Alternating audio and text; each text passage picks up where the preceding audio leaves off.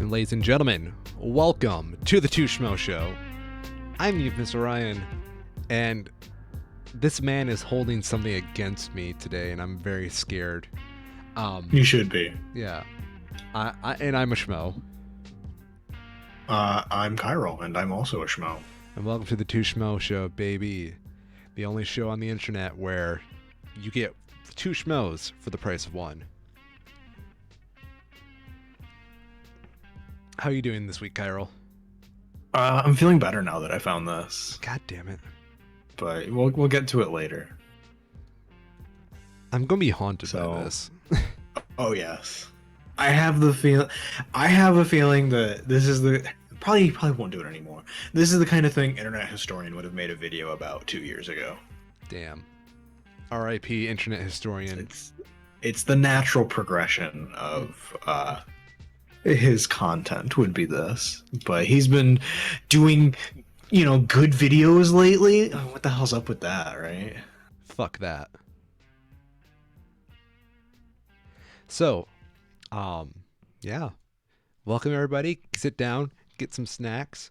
Tonight on the Schmoes Show, we care a lot about Michigan, and Michigan had some shit go down.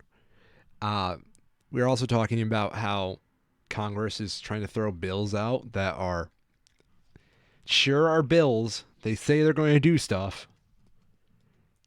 And I became a whole year older since our last one. Happy birthday to me. Damn straight. Where do we start with today, Kyril? Okay, I want to start with the pair of Michigan state court decisions that we had, because I think they're cool. They are cool. And it's like one of the few things over the last couple of weeks that's like actually given me hope that even if the federal government isn't going to function, maybe our state government can to a degree. Because Michigan, from what I understand, this isn't super common among all of the states, but we're not alone in this. But we have a constitutional provision that if you get a certain number of basically ballot signatures, you can have pretty much any law you want put on the ballot annually to be voted on, or like every other year or whatever. And it's something like 400,000 signatures in order for it to go on the ballot, and then it gets voted on by everyone. Notably this year, there will be a ballot initiative regarding abortion that is going to be voted on. I don't know the exact details of it, other than it is something that is currently ongoing. And signature people were out in force, and they got enough signatures for it to go through. I would like to politely brag that I was one of those people that signed that petition. Me as well. The main story, though, that I want to talk about is related to a pair of ballot initiatives that reached the signature threshold for the 2018 ballot. One that was instituting a new minimum wage for the state that would increase periodically over the next couple of years until reaching an hourly minimum wage of $12 an hour by 2022, the current year, because this was 4 years ago. And the other was related to paid sick leave requirements that were to be mandated for most employers in the state of Michigan. Yes. What ended up happening in 2018 was that before the election could be had, this was like in September, October, the then Republican majority held state Senate, still Republican majority held, but they're getting theirs now, voted before the ballot could go out to preemptively adopt the ballot initiatives, which was in their right to do, and then in that same session of Congress proceeded to amend those same ballot initiatives to be more favorable to themselves.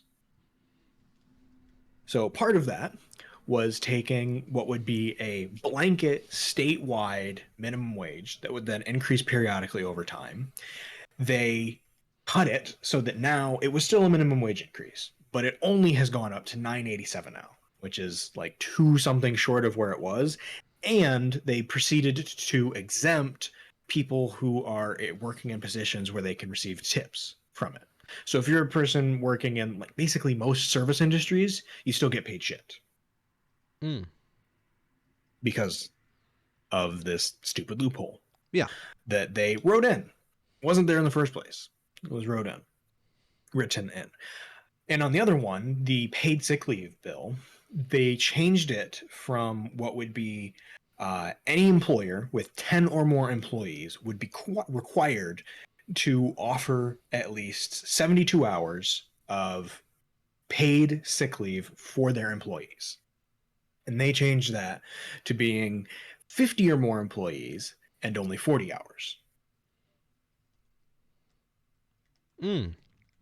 The major news, this was about 2 weeks ago, from Court of Claims Judge Douglas Shapiro, was that while their preemptive adoption of these ballot initiatives was allowed under the guidance of the Michigan state constitutional provisions that allow for this ballot initiative process in the first place, their amendment of those bills immediately after was not.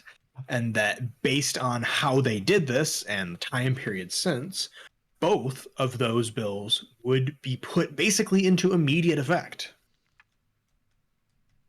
In the immediate aftermath of that, though, there's of course been appeals to it. Employers who have, I guess, I'm just going to lay this out, who are claiming that this sharp increase in how much they have to pay their workers is too much for them to be able to, too much of a burden on them. They can't afford to pay it. And as a result, it's currently not gone into effect yet, but is expected to, as far as I know, unless something else happens before, I want to say August 6th. It's like one of the upcoming Fridays or something like that. It's like pretty soon, like a week from now. Unless something changes, these will go into effect.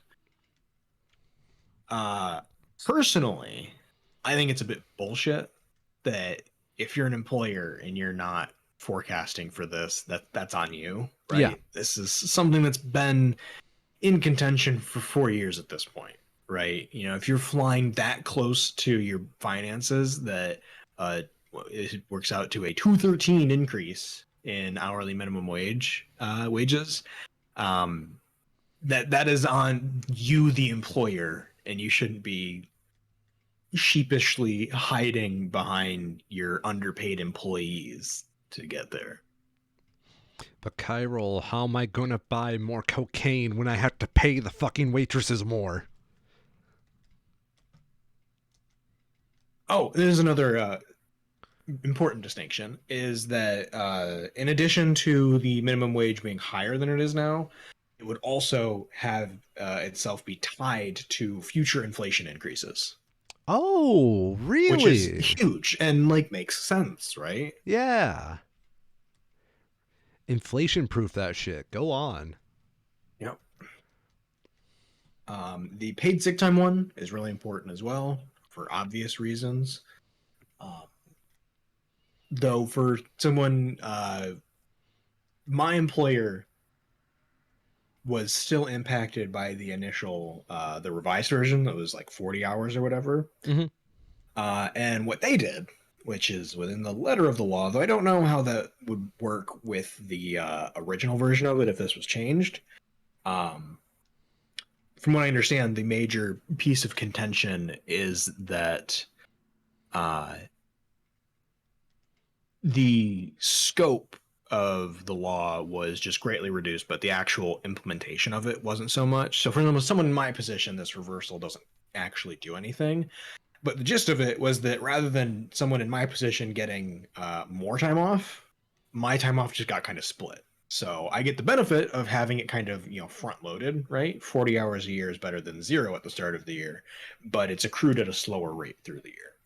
Mm. So for a lot of people who already have more than 40 hours of PTO through the course of the year, which if you have PTO, generally it's going to be more than a week, um, it doesn't end up getting made more. It's just how you have access to it and how soon you have access to it is what changes.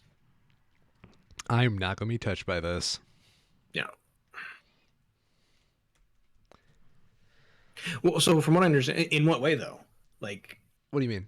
Like what PTO do you have right now, if any?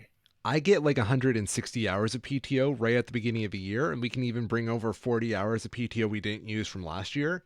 So all of yours gets front loaded. Yeah. Yeah, that makes sense. And then honestly, that's the way that it should be for most people. Like So that's how most people's pay gets forecasted is they forecast it over a period of the year and then they break it up over however many hours you are anticipated to work in that year. another big thing is we actually get like these bidding segments where we actually get to use our PTO this year for next year in advance Mm-hmm. to schedule stuff ahead of time. Interesting. Yeah, that's really nice. Dude, everybody, every listener right here, Farmers cares about its employees. Farmers insurance is pretty cool. Yeah, for me personally, I'm not unhappy with my employer, but there's a lot of stuff that they've been doing lately um, that is very obviously just lip service without any actual teeth behind it. Yeah, Things that are supposed to be benefits that aren't really benefits. I had that case as well where like because every employer has to have a statement about abortion at this point because it's healthcare.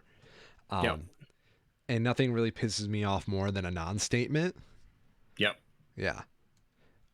We got lucky at Farmers, so instead of like getting us like more benefits towards reproductive health, they just sought to expand our basic benefits so that can be used towards reproductive health if our state does not provide it. So they Yep. just increased our like network. So if you are living in a state where abortion is illegal, you can actually go across state and that'll be part of the basic health plan now. And that can also apply to other surgeries or like any medical work where you would need to travel out of state, which I think that's an incredibly good compromise and a catch all that really benefits everybody, no matter what your stance is. Yep. Yeah, Totally agree. it's badass. I did really enjoy the sort of wave of employers that were coming out and just like, yep, this is bullshit, but our insurance already covers this, so it's no worry for you guys. Yeah, It's just like, yeah, fuck you guys that are trying to take this shit away. capitalism done right for once. Yeah. The other big court decision is actually it's a Michigan Supreme Court decision related to the United States Constitution. Okay. Specifically, in this is related to actions that were done by the Grand Rapids Police Department, where they had a policy of photograph and print, where for basically everything they would photograph and take fingerprints uh, in any contact that they had with pretty much anyone for anything without cause. And they would do that to run background checks on these fingerprints if someone didn't give an ID, and they could see if they have any prior warrants out. Mm-hmm. You'll be shocked to learn that somehow this disproportionately affected minorities and generally the kind of people that you would expect shitty policing practices to disproportionately affect. Not the Grand Rapids GPD. Not I the mean, Grand Rapids Police Department. Never. there's still debate on whether they started that riot that happened that one time. Oh, I bet they did. I'd be shocked. They didn't, but their friends probably did. So, like, the common thing is there's suspicion right now that the GRPD instigated the riot because they got aggressive first and then the protesters started. It's a lot of Yeah. he said, she said at the moment, and that we still have very little proof. Yeah. And in terms of the courts really are just investigating the citizens themselves instead of the GRPD, which is like, go on. Okay, that makes sense. Yep. Of course you would. Yep. Yep. Yep. So the big thing with this case is that the Michigan Supreme Court has ruled that this policy that the Grand Rapids Police Department has been using is unconstitutional under the Fourth Amendment, which protects citizens from unreasonable searches and seizures. Ouch. Saying that, if you want to fingerprint somebody, you have to have evidence of a crime or a warrant, basically. Which makes sense. This is a unanimous Supreme Court decision. Fingerprinting an individual without probable cause, a warrant, or an applicable warrant exception violates an individual's Fourth Amendment right. Good.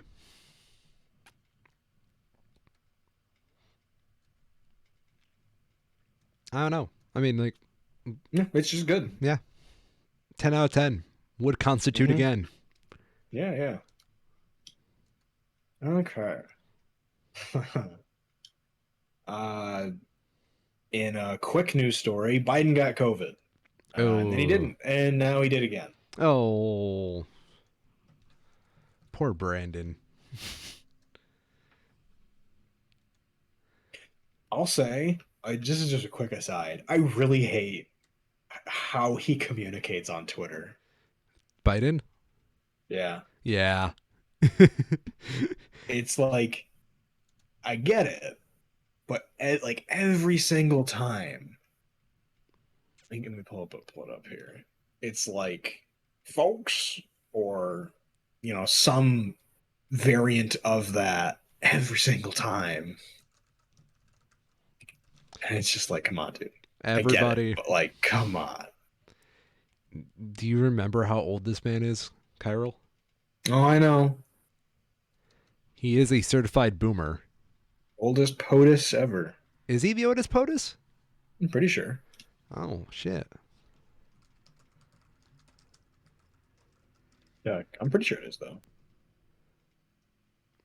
Age of inauguration. Yeah, number one, age of inauguration, 78. Damn, dude. Good old Joe.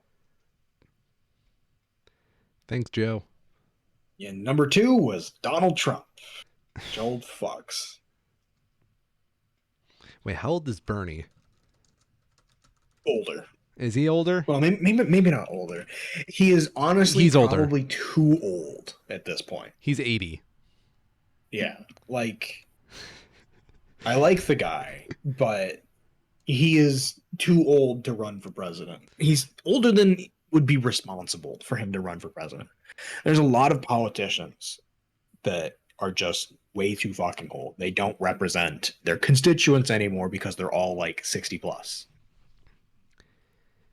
It is this weird thing to me right now where we're kind of seeing this weird, like, politicians are so old that they can't represent who they say they represent as much. Yep. And Right. it does feel like a generational grasp for power at this point. Mm-hmm. You know how old Dianne Feinstein is? Older than Bernie? Yes. Oh no. California senator. I'm guessing 86 at most. Nope. More. She's 89. No. Yep. Been in office for 30 fucking years as a senator. Dude. That's kind of impressive. It's the kind of thing that these people's ego and hubris stops them from doing the thing that is necessary for their own party, right? It's the same thing that happened with Ginsburg, Yeah. you know? And it's purportedly happening again with another more liberal leaning Supreme Court justice, where these people don't want to retire, which I get, but at the same time, they're just setting themselves up to have this go even worse. Yeah, dude. I mean, I'm with you at this point. I think it's very strange to have a democracy and then to have like only these very old career politicians be the ones participating the most in it. Or if you get people like that, you get like people who are linked to these, like families of politicians, like the Bushes or something like that. Just seems very counteractive. Yep. Yeah. What Bernie needs to do, right? Bernie needs to go full Palpatine, find a youngling, and start grooming them into his Darth Vader. That way they can take over for his legacy. It's not wrong. No. I mean, he needs somebody who, because like Vermont is, it's not Texas, but it's not like a clear win either. Yeah. I'm just saying, Bernie, we know you listen to this podcast a lot, right? Bernie, I will be your Anakin Skywalker. Just come here, pay for my everything, and I'll help you. I will do it. I'll be Corey Sanders. That has a nice ring to it, right? Yeah. Yeah. Fuck yeah. Could you imagine what it's like being like one of the assistants for Bernie Sanders at the moment? I, I feel like he's probably pretty good to work with, you know? I feel like he'd be really good to work with, but you would also like just hear him bitch about how fucked up politics are. Yeah.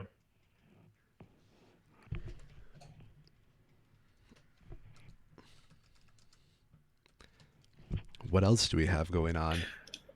So the Secret Service decided to do a little bit of treason.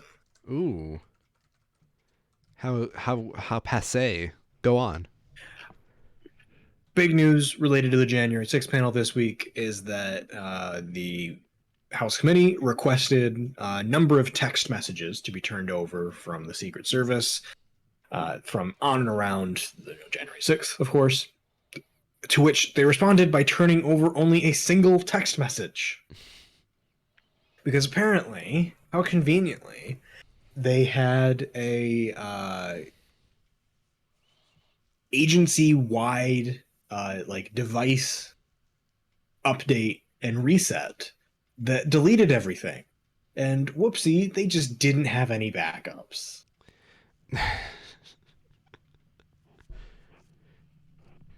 Man, clap, clap, clap, clap, clap. Beautiful Mm-hmm. story. I love the ending.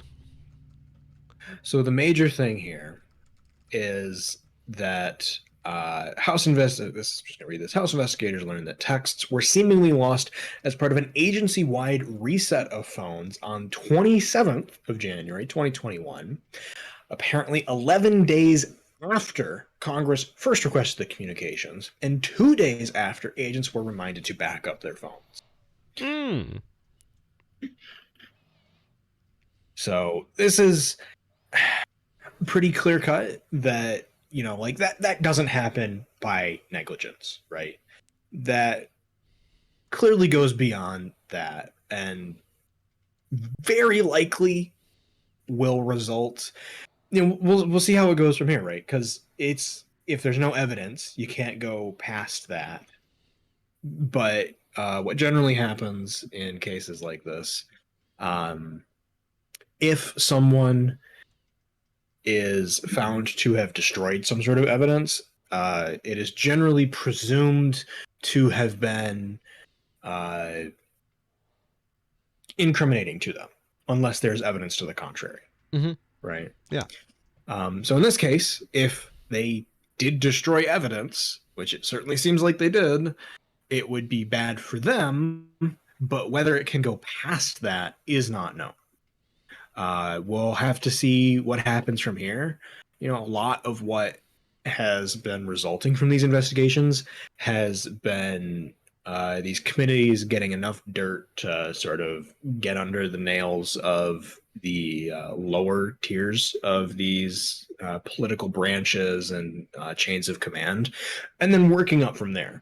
So, not having the messages doesn't necessarily mark the end of the line. It just makes it more difficult and probably more time consuming. Yeah. I mean But that it's not good. no. I have no real color commentary on that one. That's just fucked up.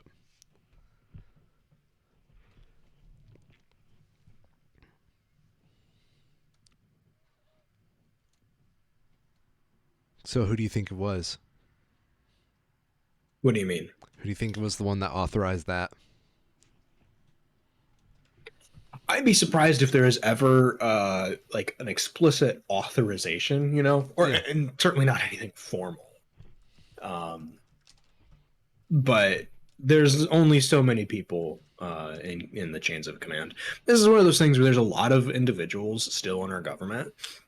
Like good old fuckface DeJoy in the U.S. Postal Service, right? Ooh, yeah. These Trump appointees and designees that were put in their positions with the explicit intent of trying to sort of erode these institutions from the inside, that are still there.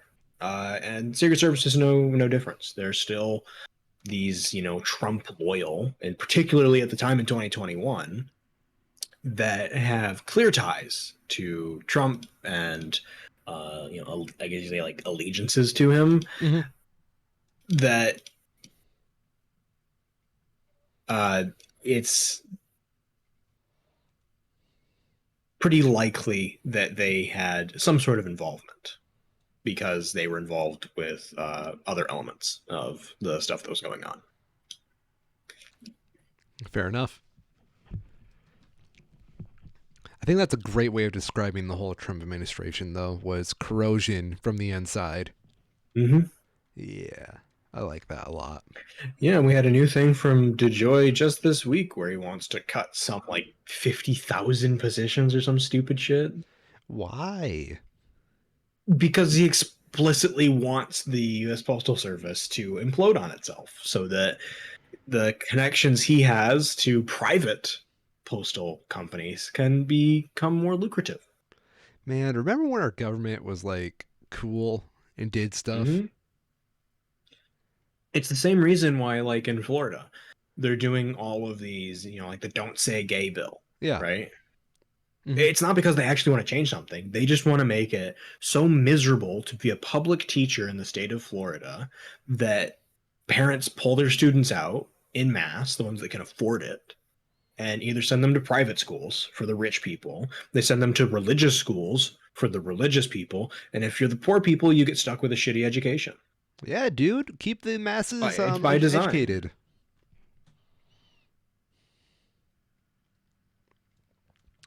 Dude, we can't let the poors get the good jobs. Mm-hmm.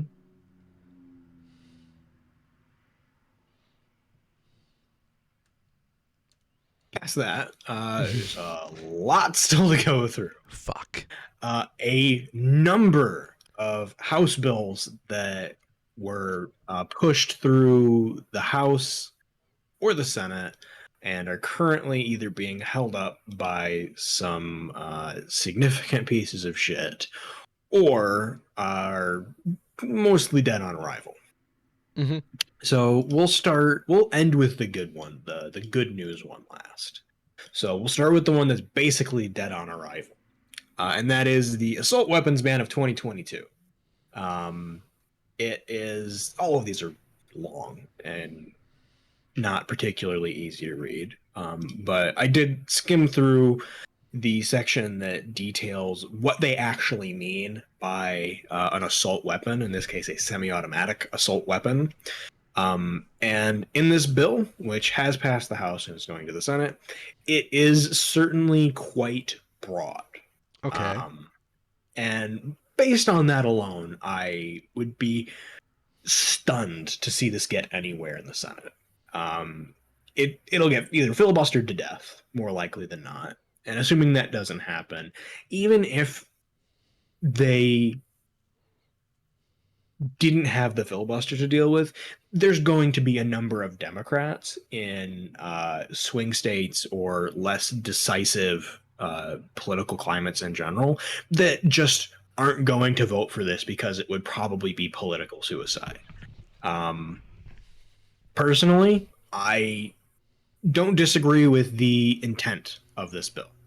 It's the kind of thing that, if implemented, because it does have text included in it for a gun buyback program, which would be, of course, necessary for any aspect of this, would probably do a huge amount for, more than anything, reducing suicides by firearm, Yeah. just because of the reduced presence of guns. And that would be huge. Um, but to that end, it also is like the nightmare scenario that the NRA has been warning about, where it is very broad and it does include language that would require authorities to effectively confiscate firearms if they fall under this criteria and they are not turned in by a certain date. Okay. And that is the nail in the coffin for this bill, that it's not going to pass, right? Mm-hmm. Anything that has, they're taking our guns kind of bullshit to any degree, it's not going to happen. They took our gains. We'll see how this goes. I doubt it gets amended in any way. It probably just gets shot down in its entirety. But yeah, it is something that is happening. In this form, though, it's very likely to, almost certain, I would say, to be dead once it hits the Senate. Second one, the Honoring Our Pact Act of 2002 is an expansion of healthcare eligibility as it relates to the VA for toxic exposed veterans, certain veterans of combat service and certain veterans of combat service and other matters, particularly related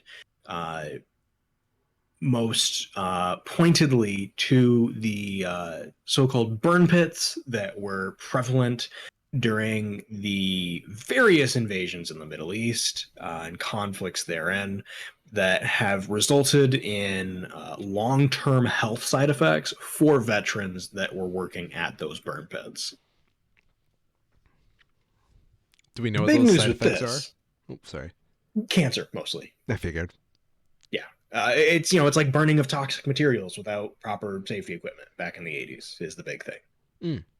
Like, what do you expect is going to happen, right? Yeah. The big thing with this is that it was introduced last month in June, and it passed the Senate, like 84-16. Huge majority passed it. It went to the House. The House identified a procedural issue with it, literally like a sentence that needed to be removed. They said, "Hey, remove this and pass it again, and we'll pass it on from there." It went back to the Senate a couple of weeks ago, had this one tiny little change removed, and now the Senate Republicans have their head shoved up their ass and won't pass it. What else is new? So that's where we're currently at. Notable pieces of shit. Pat Toomey and Ted Cruz are two of the most vocal cunts that are in the way of passing this. And it's infuriating. This is something that they already passed.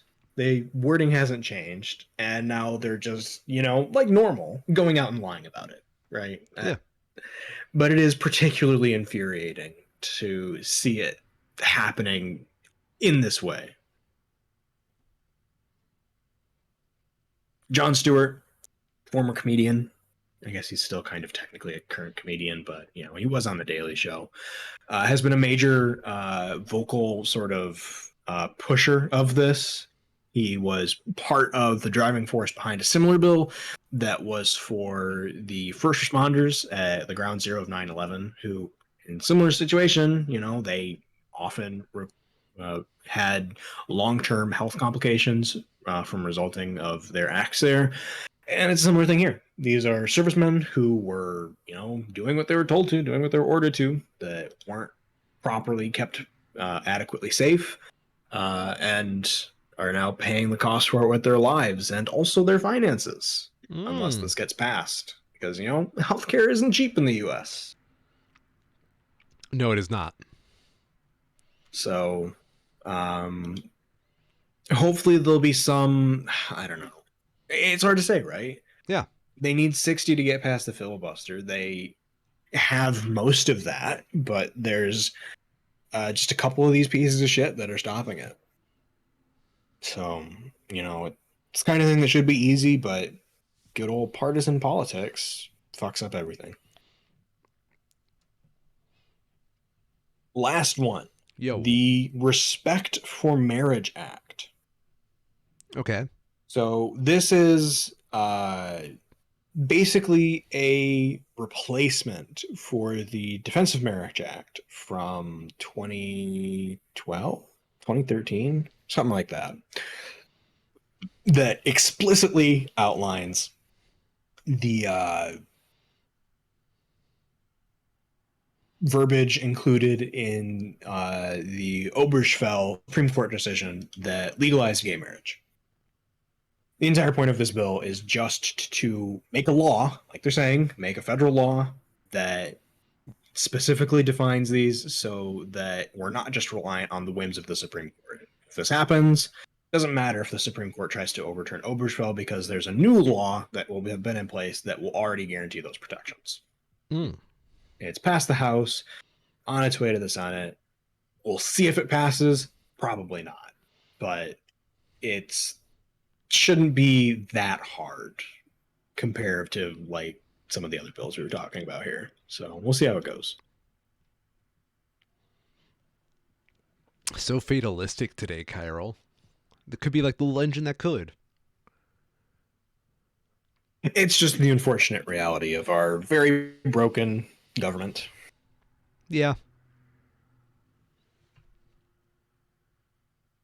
Okay. I'll save that one for later, but we have some entertainment stuff to talk about. No. There's nothing Just in entertaining. general. Do you want to start with the Marvel stuff or go through movies Let's go that are through coming out? movies because I feel like we're going to be on the Okay. Marvel stuff for a second. Yep, not a ton of movies coming out. One that I find its existence to be funny. Three more serious ones. Big one being Jordan Peele's Nope. Yes. Horror, thriller, sci-fi. Two siblings who run a California horse ranch discover something wonderful and sinister in the skies above, and the owner of an adjacent theme park tries to profit from the mysterious otherworldly phenomenon. I haven't seen this, but it seems to be getting very positive reviews, I would say. Very positive reception. Um, yeah, Hmm. not much more to say past that. I haven't seen it, so I can't really say a ton past that, but yeah. I feel like Jordan Peele has kind of cemented himself as a very altruistic figure that Mm-hmm. his movies are always going to draw this kind of attention now, and there's going to be Yep. like a base rating, like almost like a Scorsese film, almost like not like a one to one because they're very clearly different directors, but like there's a certain kind of like standard you do have for a Jordan Peele movie, and it's kind of impressive that he's done this with only 3 movies. Yeah. Yeah. Done very well cementing himself. What else do we have? Okay. The other one we have is the DC League of Super Pets. Notable. This one doesn't seem to be as egregious as some of the other more pet related films. Um, Notable thing in this is that we have the recurring duo of Dwayne Johnson and Kevin Hart. Oh my god. Go on. Go on. Uh, just real quick, some other notable actors involved with this. We have Keanu Reeves as Batman and John Krasinski as Superman. It's animated, of course, so voicing them. Yeah. So, gist of this is Crypto the Superdog. Uh, when Superman and the rest of the Justice League are kidnapped, Crypto must convince a shelter pack consisting of Ace, PB, Merton the Turtle, and Chip the Squirrel to master their own newfound powers and help him rescue the heroes. I thought the whole point of Crypto was like he was the only dog with superpowers or pet with superpowers. I don't know. How does this fit into the Batman canon? Where is the Riddler's like hamster at this point?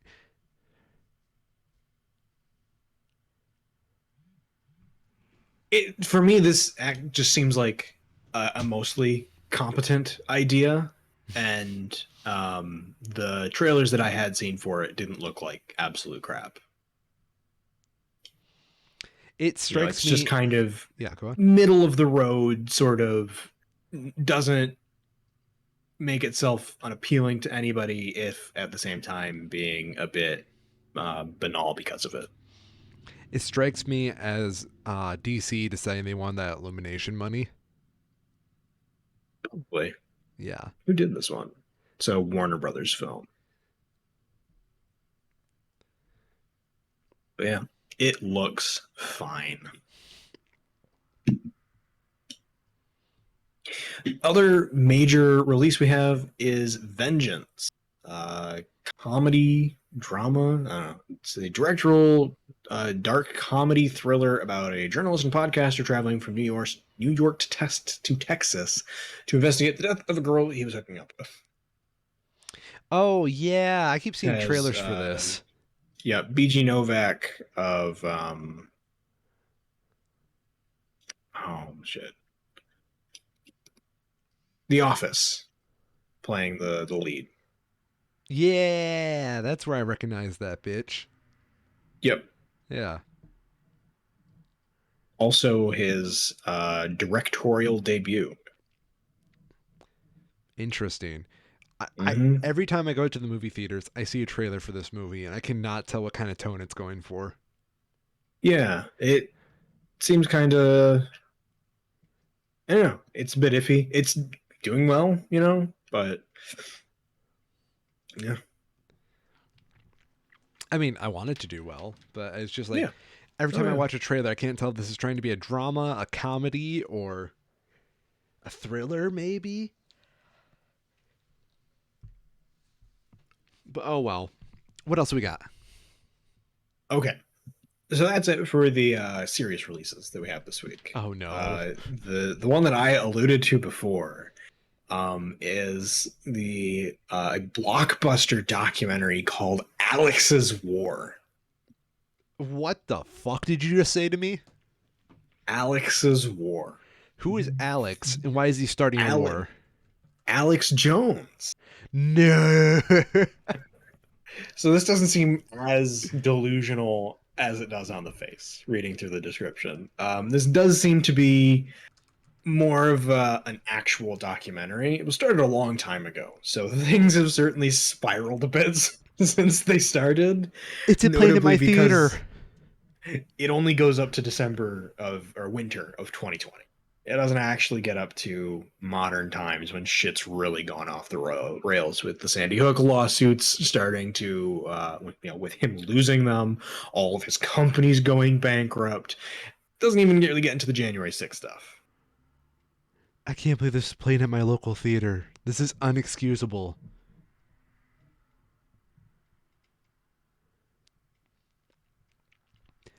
So you're telling me that this is this pro Alex or what was the stance of this documentary? May I ask?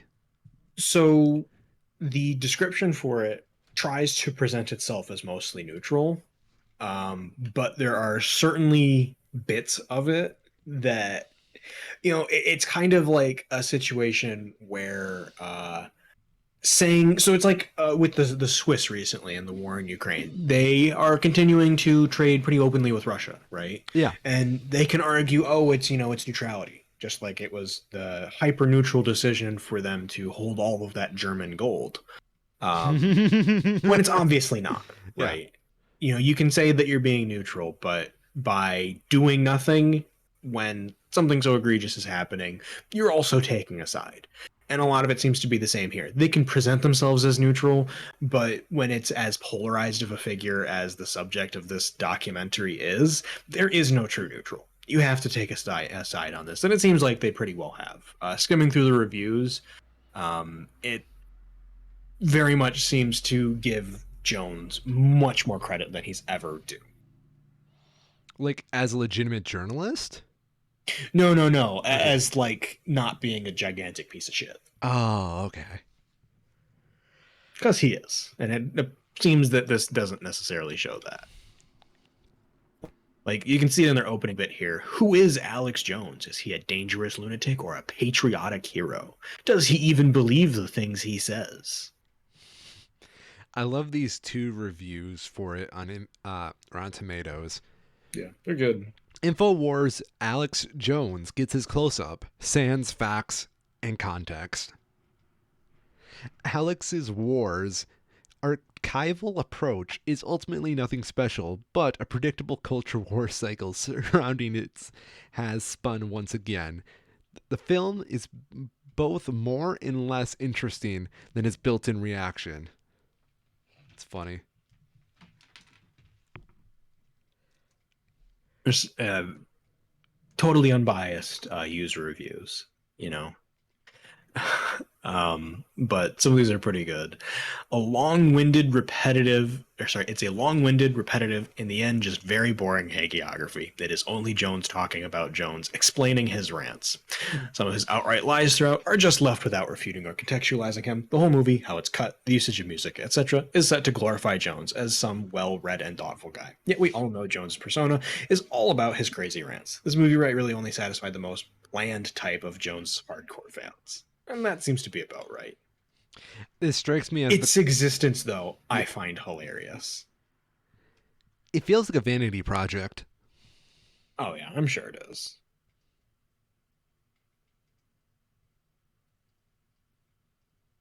It has been remarkable seeing his unraveling lately with this Sandy Hook trial. Didn't his lawyer like flip off the Let me parents' see. lawyer? Yes. God damn. Yeah. Uh, I don't have the full details of it. I'm trying to find the title of it. Yes. So this was a editorial piece talking about the recent developments, including that. From a law like blog news sort of place. It's an editorial piece, it's whatever. Yeah. But they have it titled, "However bad you thought the Sandy Hook defamation case would go for Alex Jones, yesterday was worse." It was remarkable.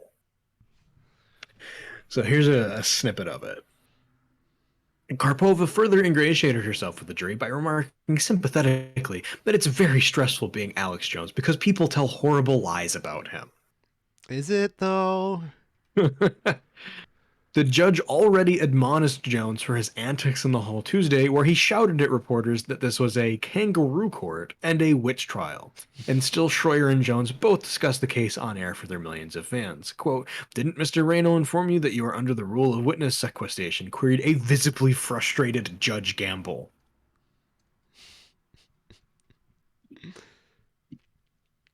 I love it. Yeah, it's great. Other piece of news that I had a couple of months ago, Jones tried to declare bankruptcy of a bunch of his companies, Yes. and that was refuted. Basically, they said no. This is obviously just you're attempting to reduce your assets to get out of paying for the civil cases that you're currently in. Fuck off. I love it.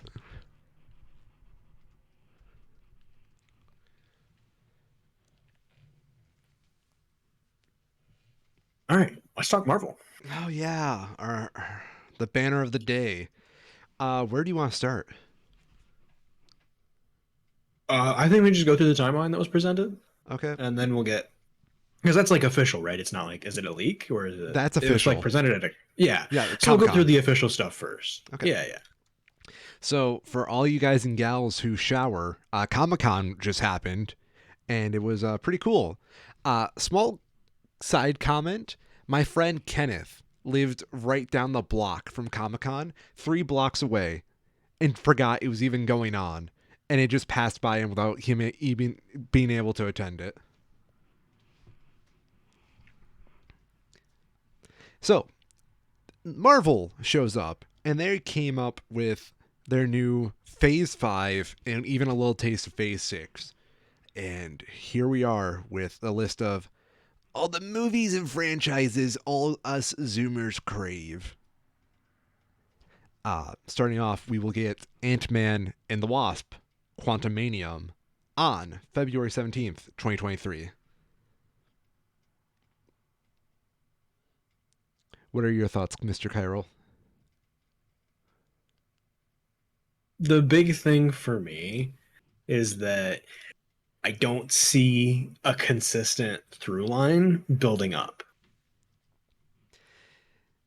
Yeah, I mean, we'll Um, kind of see that as a theme for all these because it feels very pulpery. yeah, yeah. We'll see how it goes. Like we have, I was expecting the recent Doctor Strange movie to be the sort of jumping on point for the new storyline, and Which, that yeah, go on. did some conceptual groundwork, but in terms of actual plot, fell a bit short for me. So, for the new storyline we are in, ladies and gentlemen, we are in what's known as the multiverse saga, which, if you've seen Yep. Spider-Man No Way Home, which odds are you Yep. probably have, and couldn't take context clues from Doctor Strange, no shit. Yep. So, The assumption is that that's going to continue to get fleshed out with Quantumania. I think that's yes. a safe bet. Well, we already And know that. hopefully Yes. that'll like I'm the big thing I'm waiting for like the end of the first Avengers movie, fine, I'll do it myself scene, you know. What are the greater stakes that we have to worry about here? Well, do you know who the villain of Quantumanium is? No. Do you? Yes, I do. Okay. It is Kang from the last episode of Yes. Loki, Yes. a variant, which, A variant, yes.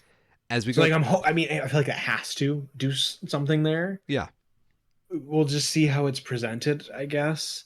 That was the thing that they did really well with the Infinity War stuff, was they did a really good job slow burning it. yeah, we got hooked when we got hooked, as they Yeah. planned. Um, so on a scale of 1 to 10, we'll do this like a hype scale. How much are Yep. you hyped for Quantumanium? Not much, honestly. Maybe a 6. A 6? Okay. Yeah. I would say I'm a 7.5, mainly Mm-hmm. because I like the idea of this movie. I feel like it can go wrong very, very fast, but we will have to see how far it Yeah. goes. The big thing for me, and I don't know how they can get around this, wanting to keep the same sort of rough structure that they want, is that it is an Ant-Man movie. Yes. And Ant-Man movies can be fun, but in my experience, that kind of tends to be the extent. And there's a lot of times where they kind of fall over themselves, particularly when they get into the third act. You're not wrong. Ant-Man is not something dramatic, but it's there, you know? For sure. Yeah. Um I heard And maybe Modoc. this can be a bit of a turning point for it, Yeah, right? yeah. We've had two relatively light-hearted movies, all considered. Maybe they can take this one being sort of like the tee off for the greater stakes that are going to be coming up to sort of change up the tone a bit and have it sort of fallen, Yeah. Modoc is going to be in this movie, which I'm super excited about. Interesting. So that'll be a bit of a preview for later films, I suppose, right? I don't know, because like Wasn't you could do a lot maybe of I'm things with wrong. Modoc. Modoc is more of a henchman, but he's such a cursed little gremlin. I love him. Wasn't he related more to like the Fantastic Four stuff? Modoc is kind of just a Or am I thinking of generic someone else? Marvel just Okay. entity. He's like I'm probably everywhere. thinking of someone else. There's a lot of them. It all kind of blurs together. Yeah. He was in the Avengers game, if you remember that. I remember that there was an Avengers game. I never really followed it too closely other than to laugh at it some.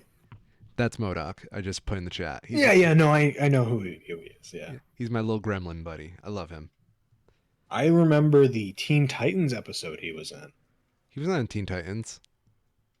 I'm pretty sure he was. He That's was a DC, villain. bro. Oh, was it? Yeah. Well, I mean, it was no, whatever. Then they all copy from each other, so it was some other shitty little gremlin in a floating chair. There we go. Up next we have Secret Invasion, which is a Disney Yeah. Plus show, spring 2023. Yep.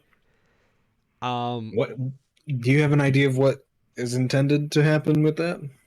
Secret Invasion in the comics was a Skrull story where Skrulls just pretty much started taking over the planet. So that is probably in the lead up to the Marvels, I would assume. I would assume too. So when we kind of get through phase 5, I will give you my idea of what the big tapestry here is. Because like I Yep. do see something going on here, but I Yep. don't want to be too like to assume. Yes. Yeah. I think Samuel Jackson is also coming back for Secret Invasion as Nick Fury. So this might be sort of set in the past somewhat, No, or is this it, is so it's no, it's modern times. We just haven't really seen him yet. yeah. Like you remember Right. Far From Home where he's like out in space?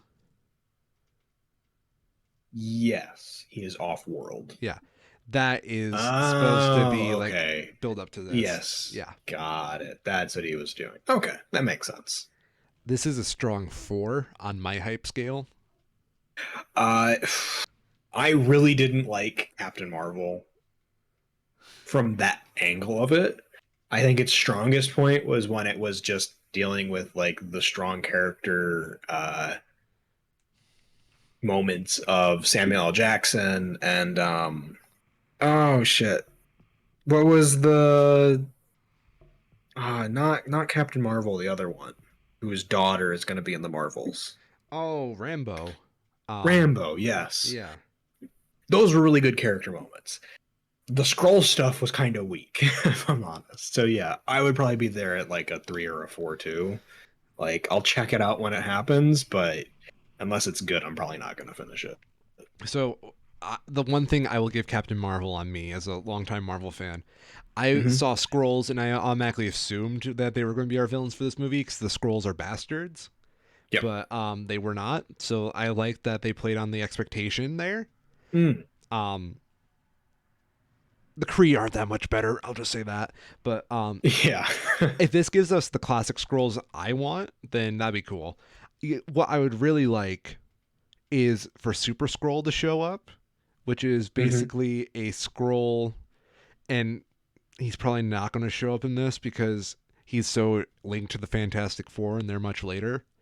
He's a Yep. scroll with all the Fantastic Four powers on top of shapeshifting. I think the big thing for me, I need to watch. Um, I have no idea what it's called. The current Disney Plus Marvel show that they have out right now with Um, Kamala Khan. yeah, Miss Marvel. Is it just Miss Marvel? Yeah. Okay, I need to watch that still. I've seen some like short reviews on it, but the big thing that I'm hoping to see is a tick back up in the overall quality of the animation to what we had with like the first season of Loki, Mm-hmm. because both Hawkeye and mostly Hawkeye was kind of weak on the visuals side of it. It was good when it was just in sets, but as soon as it got into stuff that needed CG, it was noticeably worse. Okay, I get it. So I'd like to see other Marvel TV shows hit the same visual expectations that we have for the rest of the franchise, especially if they're going to continue to have them actually be relevant to the story like they have been. Okay, so up next we have Guardians of the Galaxy Volume 3, Yep. which I am interested in severely. I am actively. So, do we know anything about the who's working on the production side, James or Gunn is it is still too back. early? Okay, I am actively dreading it. I think that both of the Guardians movies are incredibly poorly made, and the first one, and to a lesser extent the second one, got a huge pass for the nostalgia kicks that they have thrown in and the charismatic actors, and that can't ride forever. Damn, dude. I see your point. I really do see your point. I I want them to be good. They're enjoyable, but from a technical standpoint, they get rough at times.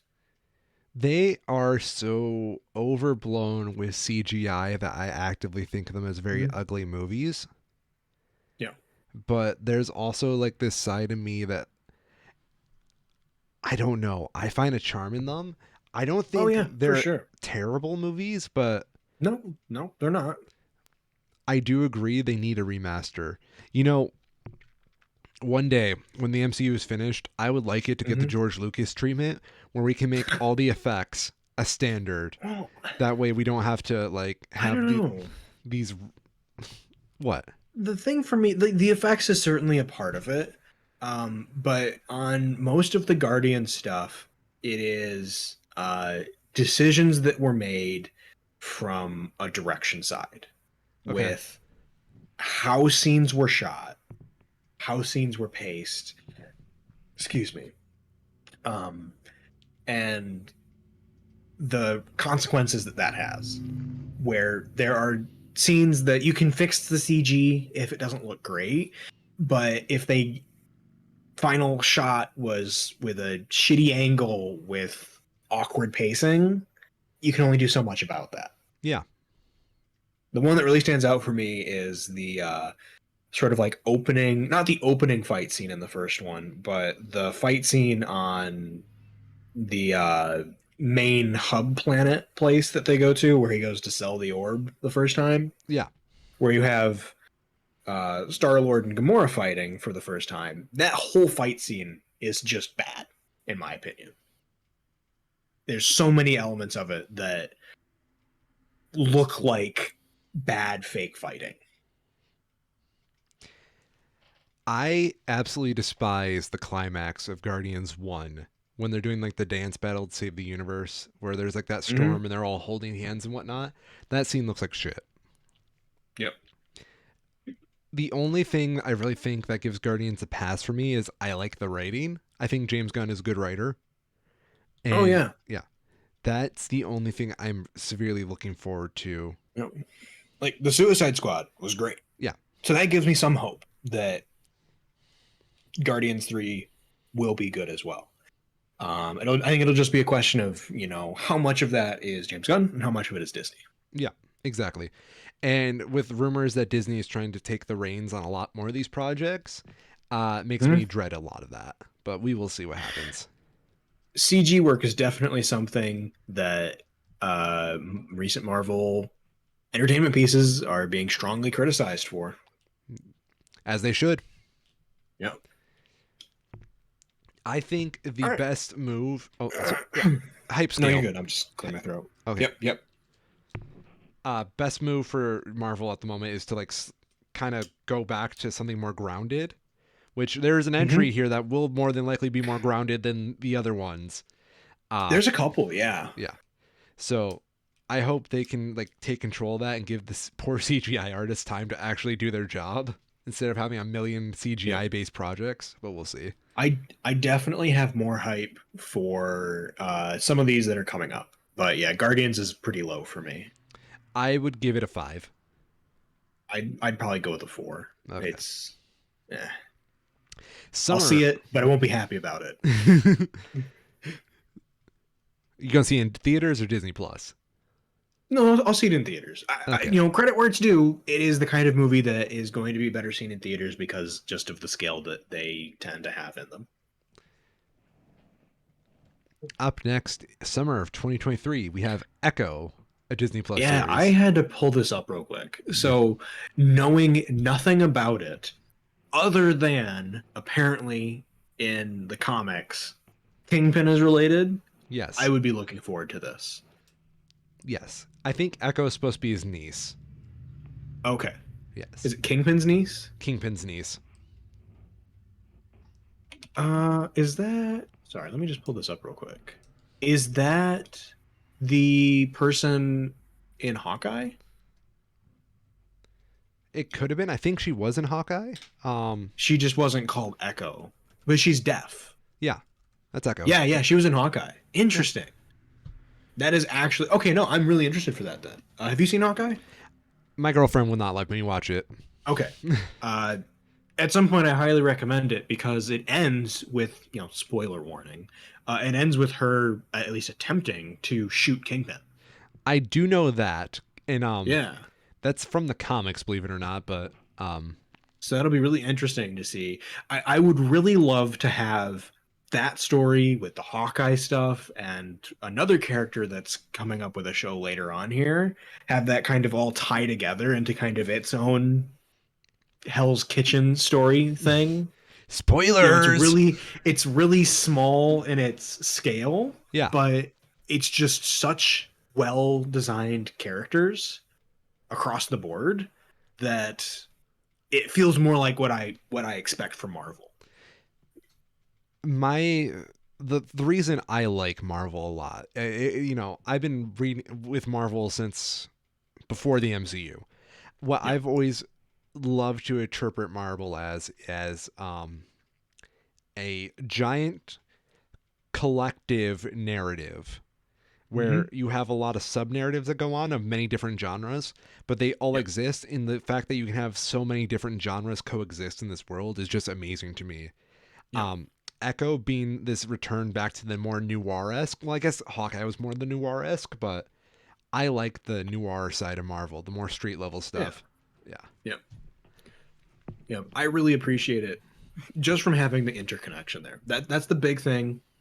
For me, it is what made the prior Marvel stuff work. Yeah. Is having these broad branching stories that tie together that make something like Loki really stand out, where it really turns that around and sort of peeks behind the in-universe curtain to show what's going on like on a wider scale. Yeah.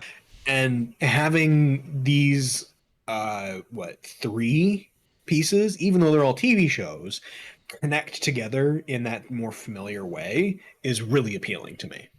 And it makes me feel like there's at least somebody who's still there who knows what the fuck they're doing.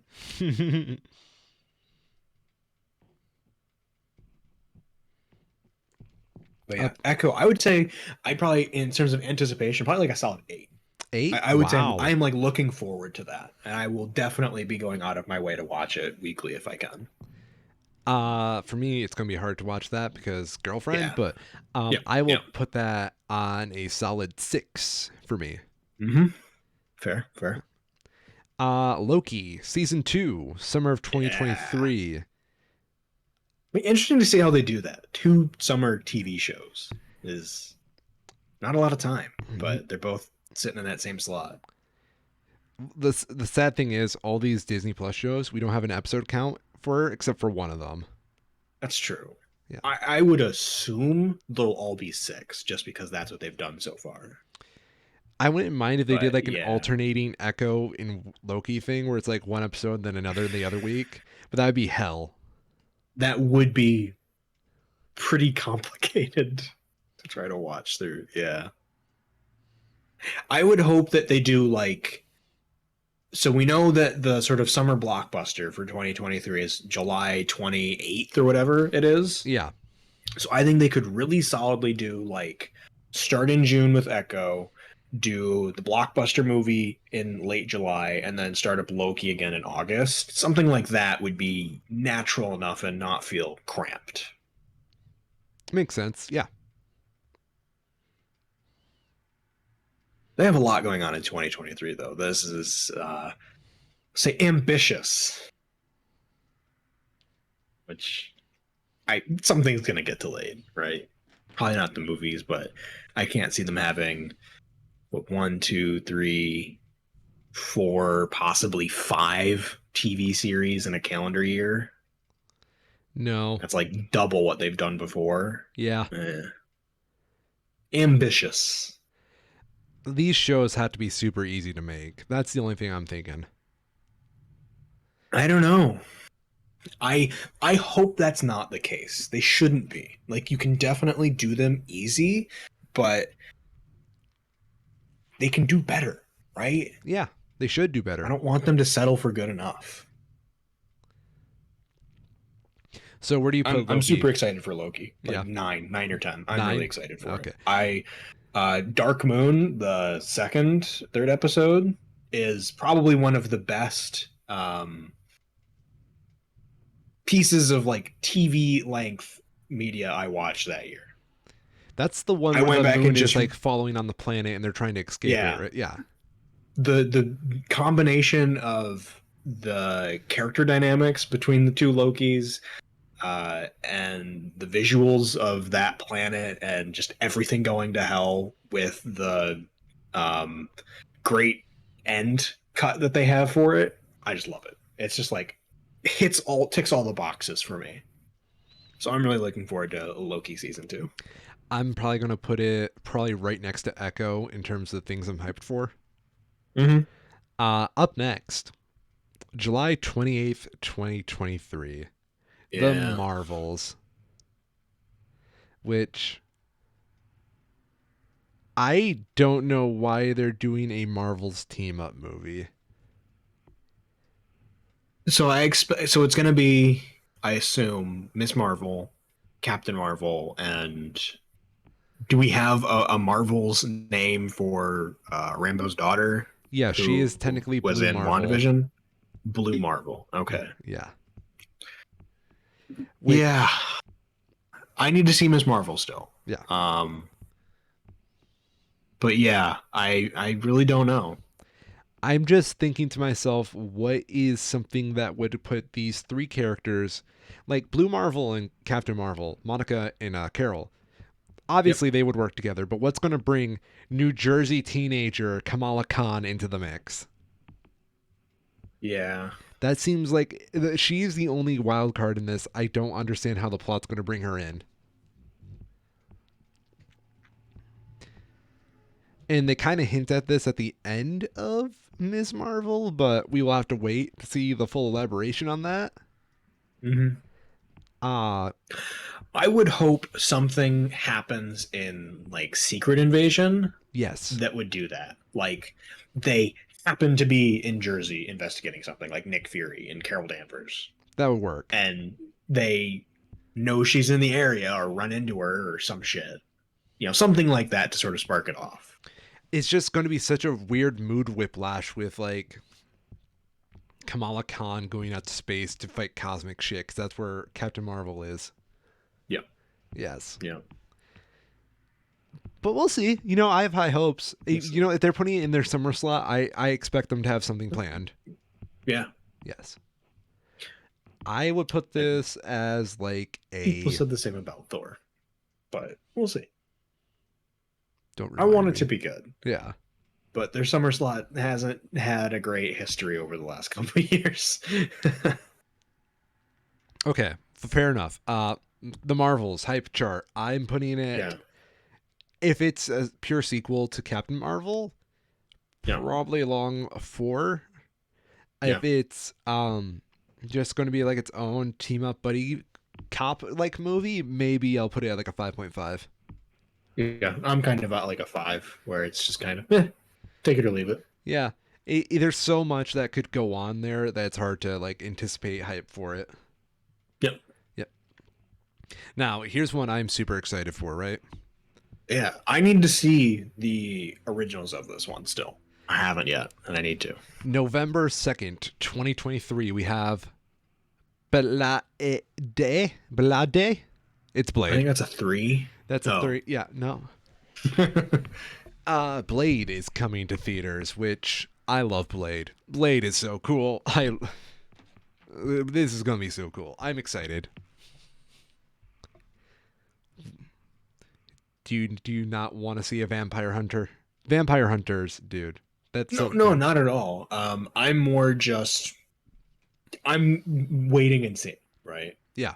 I know that the 98 Blade Wesley Snipes is very well liked, um, but I haven't seen it, so I don't really have any attachment to it. Tonally, I am definitely looking forward just to having it be something different. Yeah. For me, Blade has always been like one of those effortlessly cool characters in Marvel. He's like Yep. where the horror really starts jumping in. Right. And particularly going from Ant-Man to Guardians to the Marvels, having something a bit darker to break it up is going to be welcome, I think. Well, if you notice our next few entries after we do have a lot of darkness coming. Yep. Uh yeah, so I'm significantly hyped. I'm probably going to put this at a strong 7.5 or an 8 depending on my mood. Mm-hmm. Yeah, I can't really say. I'm gonna wait until we see some trailers so I can get a feel for it. But it's something that's pretty unknown to me. Fair So enough. We are in that area. yeah, Um Up next, fall 2023. You notice how all these TV shows don't have concrete dates yet? yeah, I think that's kind of what I'm thinking. I think they're expecting that they're gonna have to start shifting stuff around, and they just haven't decided what quite yet. Yeah. We have Ironheart coming to Disney Plus. Mm-hmm. Do you know much about Ironheart? This is the Iron Man, but the new one. Yes. Her name I is believe we've talked about it some. Riri Williams, uh, Yeah. a child genius who pretty much reverse engineers her own Iron Man spin-off suit. Yep. Yes, which I'm cool with. Um, I don't know. I know very little about Riri as a character because, believe it or not, she's very contentious in the fan base because she didn't have the best origin. Yeah. Yeah. So in the comics, they had Civil War II, which ends with Tony going to a coma. And Yep. then they pretty much just bring her out afterwards, and a lot of people thought they were just replacing Iron Man with her. And, well, let's just say some very uncharismatic people decided to get political about it. Yeah, I'm not surprised by that in the least. And I'm expecting that political discourse to start up when this show comes out. And I fear that, and I don't want it to happen because I would rather it stand on its own merits than to have fucking dudes with sunglasses with their fucking iPhones out recording a video in their car because they're just afraid of their wife hearing Mhm. them say this kind of shit. So we're not even gonna have to wait before we get that because apparently Ironheart is gonna be making the sort of debut in Black Panther 2. Oh, that's right. Wakanda Forever's coming out. Yep. I'm That excited for was that one. apparently in the trailer for it. Yeah, Yeah. it should be good. So I don't know. I'm thinking the kind of people who would do that aren't going to go see Black Panther 2. Yep, So, probably. yeah. But they'll still complain about it online, I'm sure. Oh, yeah. Get ready, people. We are in the divisive era. Um, Overall, I would love to see like a plot outline for this before I get my hopes up too high because she's still a very new character, so I don't know what material she's going to draw from, but Yep. very excited to see something new. What about you, Mr. Kyril? Yeah, I'm just kind of yeah. I it's not something I'm super familiar with, but I like the idea of it. It's definitely sort of like a thematic gap in the current roster, you know. Yeah. Up next, filler. I don't know how this is going to be relevant at all. Filler the TV show. Yeah, I have no fucking clue. Agatha, Coven of Chaos. Uh, uh, I don't. Agatha is a We'll see what they character. do. So Wanda is basically dead now, right? For all intents and purposes, we have to assume so. So presumably that would cause her spell on Agatha to break. You're right. I assume that has to be what incites this. Why they would go back to that? I feel like they must have just like really misread some of the public reception to WandaVision, and they're just like, yeah, you know, we're gonna technically be able to use the character again. Let's do a TV show. People loved the character. I think we like the song. We like the twist of Agatha, but goddamn. Right. But a whole show is a decision that was made. I have no thoughts. My only hope is that we get It's Agatha All Along for the theme song, which I'm sure that's not going to get annoying after a while. Not at all. Yeah. Yeah. So, WandaVision did really well, guys. You just have to believe us when we say this. Trust us. I'm putting this as probably my lowest. This is a straight up 1. Yeah. I don't think I go quite that low, but like maybe a 2. A 2. It's yeah, it's gonna have to do something to justify its existence in my mind. Yeah, it seems very unnecessary. But you know it's not unnecessary. You know, okay, so here's a thought. Yo, We had the Marvel What If, right? yes. That was kind of low stakes ish. I could see a shorter form, maybe 4 episode Agatha spin-off thing happening that is just more lighthearted and more anticsy, right? Something like that. I could see making some amount of sense. but even that's giving it probably too much credit. I think what's flawed about Agatha getting her own show is that WandaVision is such an experimental kind of show because of like how Hmm. it plays with the format of sitcoms that the only context I can see Agatha in is like her own sitcom, which does not sound appealing. Right. And that's kind of what I'm thinking too. Agatha's character was one of the first villains we've had in a while that really feels like more of a traditional comic book villain where you know the hero's gonna win. Their stakes are technically there, but it's all kind of silly still. Yeah. And that's why I'm thinking that maybe they'll just sort of lean into that with it. Mm-hmm. But yeah, it's a choice. You know, else is a choice. Mm, The best decision ever made by this fucking company. yeah, probably Spring not an understatement. Spring 2024, ladies and gentlemen. The legend is born again. Daredevil, born again, coming to Disney Plus. Fuck. Yeah. I'm Yeah, hyped. I would have. I'm hyped as well. I feels like a bit of a miss having it be another TV series, um, but it should be good. I am excited. They already gave out the episode count, by the way. Did that? How much is it? 18 episodes. 18. Holy shit. Yeah.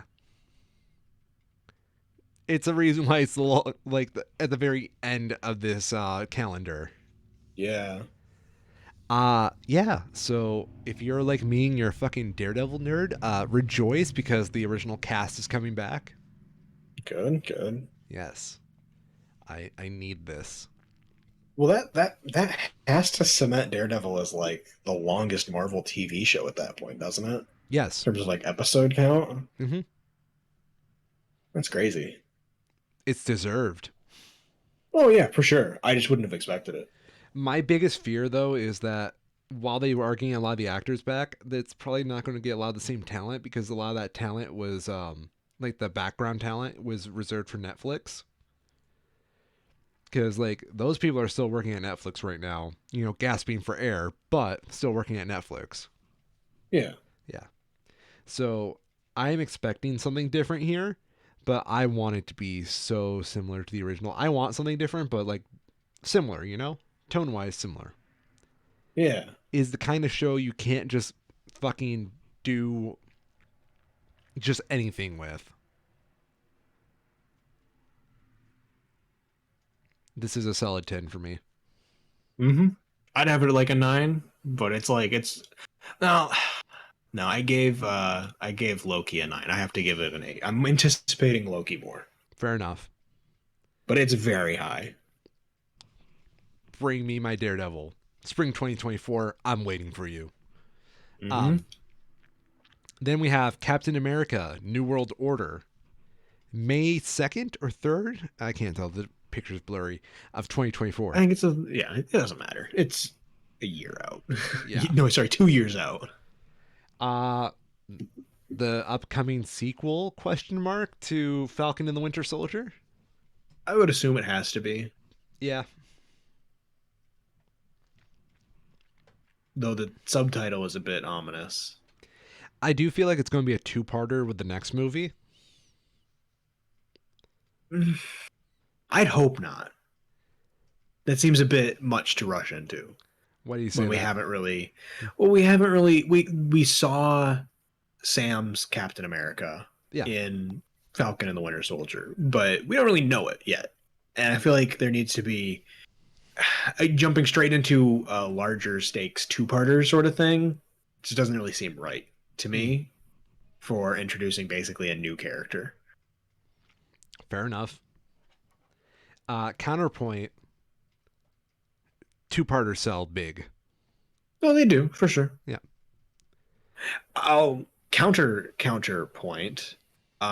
We already know there's one two-parter coming up, and they've never done back-to-back before. Yes. So we'll see. Yeah. I that would not be my expectation, but I guess we'll see. I'm giving this movie a strong 5 on the hype scale. Yeah, 5, 6. Yeah. Sort of in the middle. Yeah. Definitely we'll go out and see it, but Falcon and the Winter Soldier didn't leave the greatest impression, if I'm honest. And I'm really hoping they can make some relatively small changes to make it a bit more visually interesting. There we go. And then at the end of Phase 5, ladies and gentlemen, sits Yeah. Thunderbolts, which I was doing is, some looking up on this, yeah, and it is definitely an interesting idea. Thunderbolts, ladies and gentlemen, is Marvel's attempt at the Suicide Squad. Yeah. Yeah. Who is going to be in it? We do not know. So there are at least two fan mock-ups here that I think are both strong possibilities Okay, that would make sense. let's hear it. Okay, so one of these looks to definitely be more of a joke. It's hard to tell, you know? Okay, so I'm gonna go with the one that I think is what's gonna happen. Both of these are clearly fan things and are only going to be true to a certain extent, right? So the first one that I think makes more sense based on what we've seen so far in the actual MCU, notably includes the evil cat guy. Yeah, Um, I can't remember his name because it U.S. doesn't agent. matter. Thank you. Um, and the shit, I can't remember any of these people's names because I've been in like one thing. The Eastern European guy with the mask, Oh, Zemo. who is in Zemo. Thank you. As well as in this one, they have the bad person from the Black Widow movie, who, Taskmaster. yes, who Wow. at the end of it was, um, I think, unmind controlled, but I don't actually remember because it wasn't a great movie. Ouch. They have the ghost chick from Ant-Man. Okay. Her name is Ghost. It's just Ghost. Okay, yeah, I'm good pretty job, sure it was Marvel. just Good name. Ghost.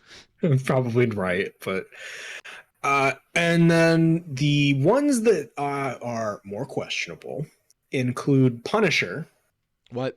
who we've not seen in a long fucking time. Yeah. The I'm pretty sure it's just the Evil Hulk, the Red Hulk. Yeah. Well, okay. Here's the problem with Red Hulk, right? Yeah, You know who is going to play Red Hulk? Because who's that? they have the character that turns into Red Hulk already in the MCU. Yeah. John Hurt.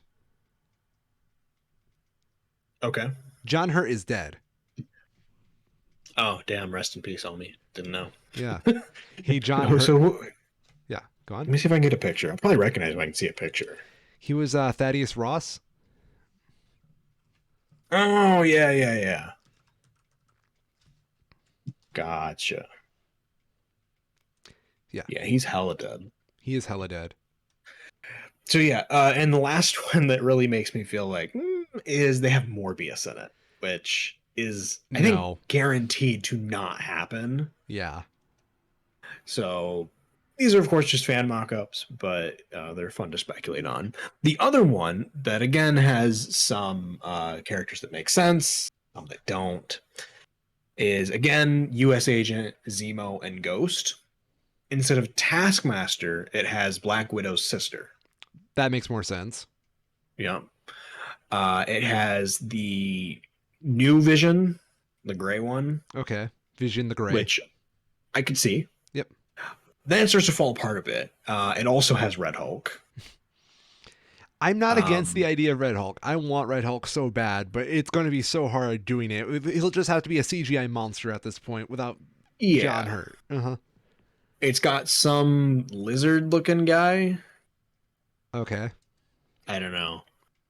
Send me a Like picture and I might be able to identify him. maybe it's like some Killer Croc variant thing. I don't know. I'll drop you a quick picture here. Give me a quick picture here.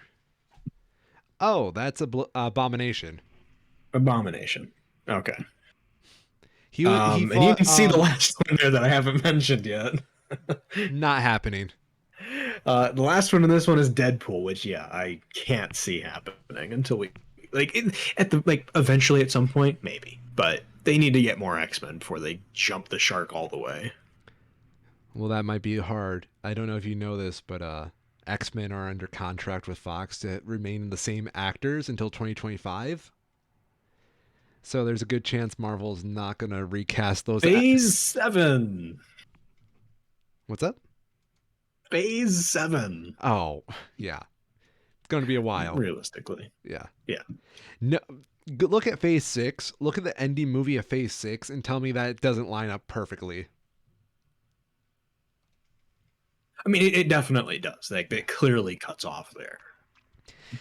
My Thunderbolts hype will depend entirely on what the team looks like. Give me Red Hulk, damn it. Why don't we get these original Thunderbolts are way better. Who could forget Beetle?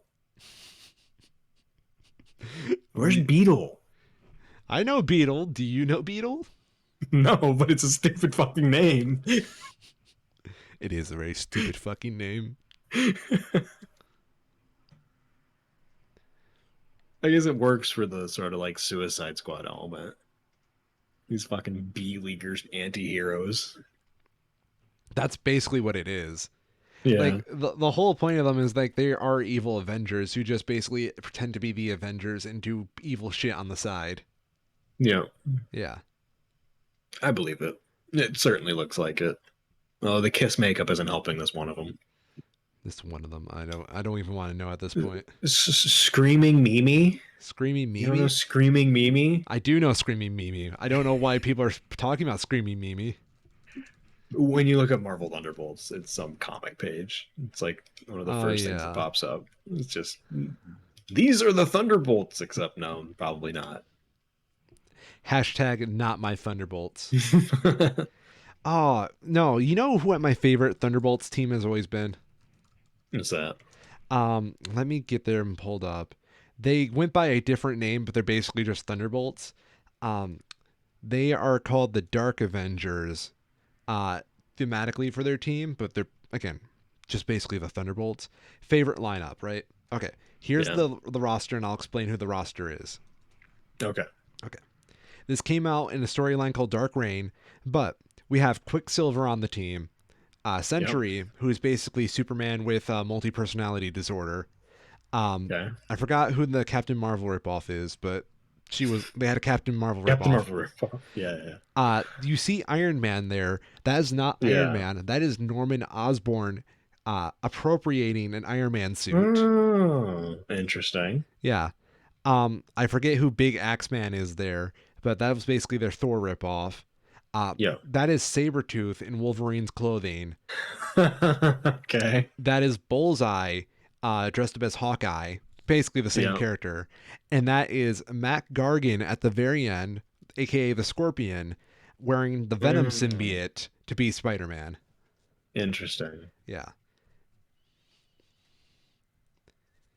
That's And pretty good. yeah, I am a big fan of that roster because of just how fucked up it is.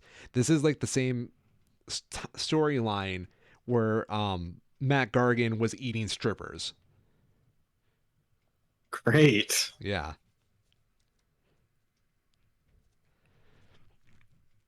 So yeah, we will now have to wait.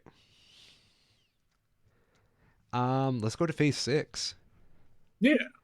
Now Some interesting stuff. this is the one I'm super excited for. November 6th. Mark your calendars, ladies and gentlemen. It's Fantastic Four time. Hmm. And I've been hungry for a Fantastic Four movie. It is something that strikes me deep, deep, deep in my primal urges to see a good Fantastic Four movie. I'll be really curious to see how they do it. John Krasinski did a really good job, I think, It, but I'll be curious to see if they keep with him. I don't think they will. I think they said that they aren't keeping John Krasinski. Mm. It, Yeah, I'm not too surprised, but yeah, he's a yeah, he's a good idea. it was. Yeah. I think it. So it worked really well for just the one-off thing of him just kind of being solo. Mm-hmm. But it will be interesting to see who they get for it.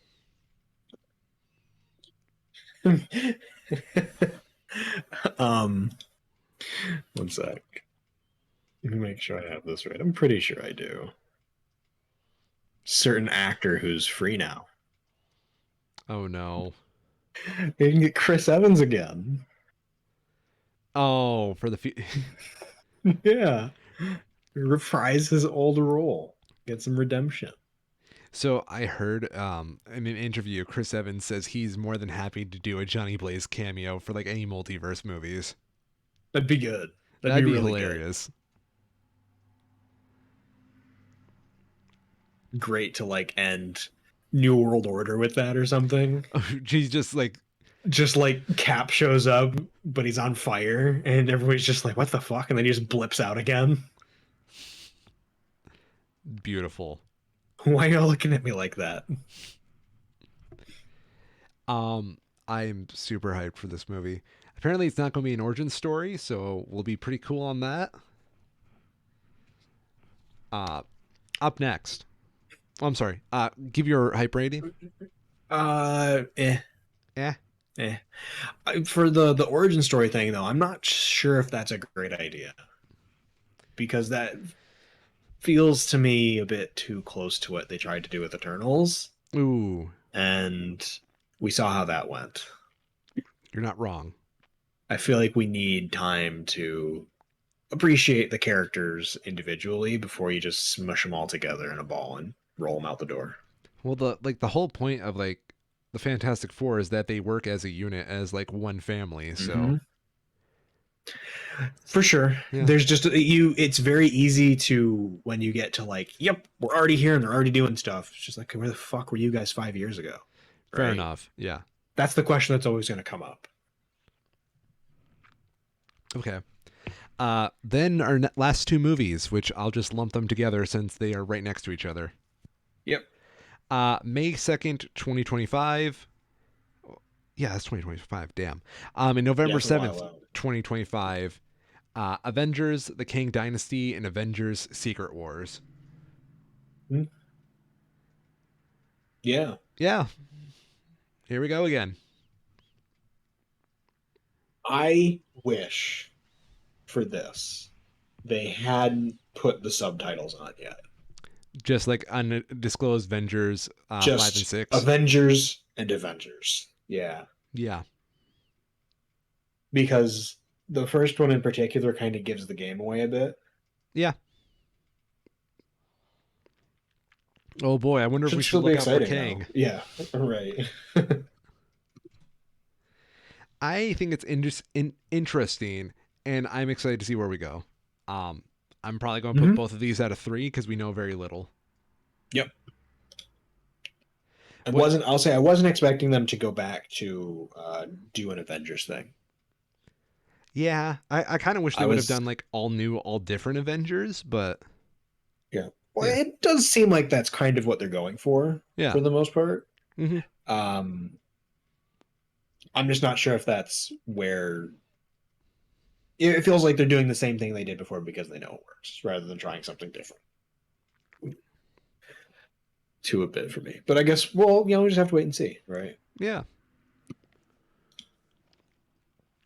You know what's the scary thought about all this? Mhm. I'm going to be almost fucking 30 when the Secret Wars comes out. Yeah, Yeah. that's a while. 3.5 years. God damn.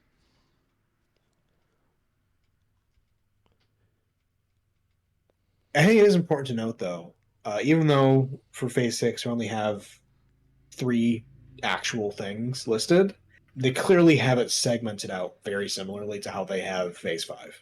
Yes, I feel like we've got more announcements coming. They just wanted to do the Yeah. big ones. They definitely know broadly what's going to be in those slots. They just don't know exactly how it's going to look yet. Well, you gotta also remember we already have like What If confirmed for a second season, so it's going Yep. somewhere in those slots. Yep. I'd imagine they're also trying to keep space open for the inevitable delays for some of these TV shows. Inevitably. Well, and if you have Daredevil starting in spring with 18 episodes, that pretty much pushes out any summer show you might want as well. Yeah, that's a good point. Which does show here there's not an open slot for a summer 2024 show. It just jumps straight over to fall. But we'll see. A Daredevil show with that release order is basically like it's 4.5 months worth of television. Mm-hmm.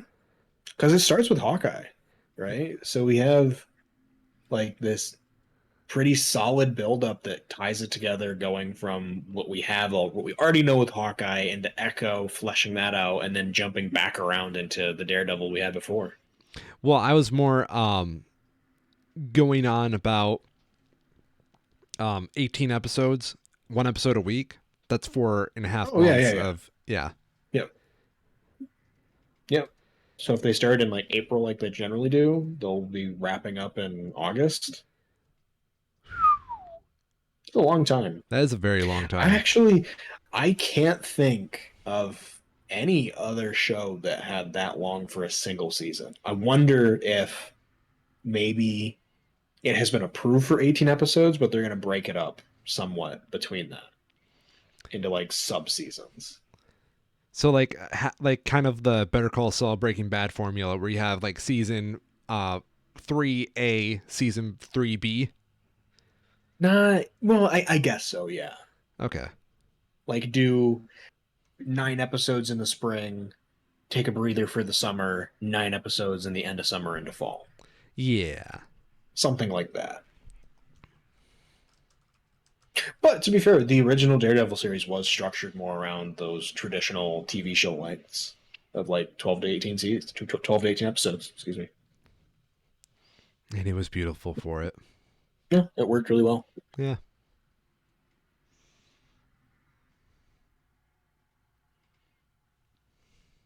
All right, Yes. let's get into some cringe now. There's cringe. There's cringe, and it's trending on Twitter. Oh no. So there was, this is like, I was telling you, this is like straight uh, 2018 internet historian type content. Yes. Um, what is apparently happening this weekend or happened is, with no exaggeration, like a combination of DashCon and Rainforest. Only How? now there's Nazis. Nazi Con? Nazi Furry Con. Nazi Furry Con. Hell yeah. It's apparently called Free Fur All 22. Uh, And it's a furry con fit to the end with an actual fucking ball pit. And it's full of a bunch of fascist pieces of shit, apparently. oh my god, there's the ball pit. It's so lonely. Somebody tweeted out, can't believe we're in a timeline where there's two cursed ball pits and Dash Cons is the good one. The fascist ball pit or the lonely ball pit? Yeah. So this is like actual fascist bullshit. So it is not advertised as that, but apparently it's starting to trend because people are like starting to look into it, and it's turning out that they had a large fascist presence that was not turned away. That's the gist of it. You know, you have to ask yourself when the Nazis show up, what do we do next? How do you want to be remembered? Mm-hmm. So this is like an actual like convention for furries, and now Nazis showed up.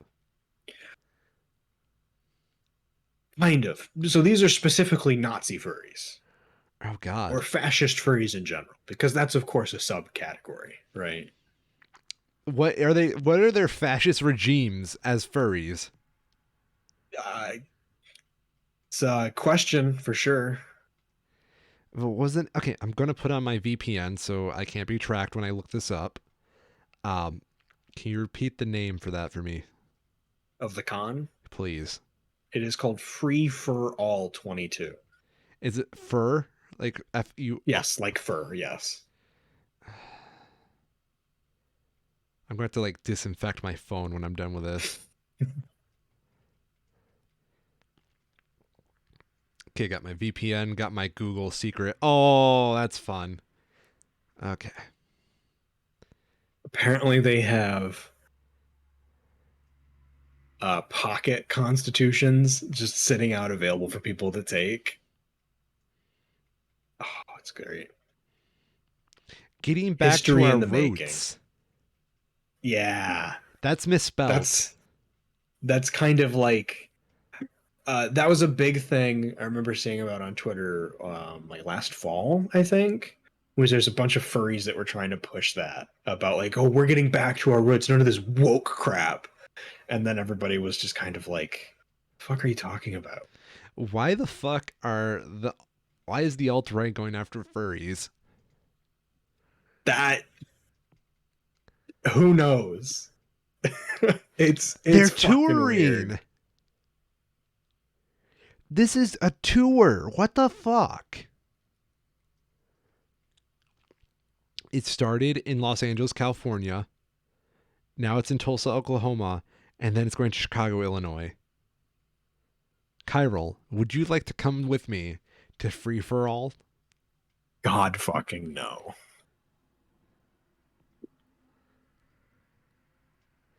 Particularly because apparently they have some animal sanctuary people at this that are just like animal abusers. So fuck that. Oh, what the fuck? Why is this allowed to happen?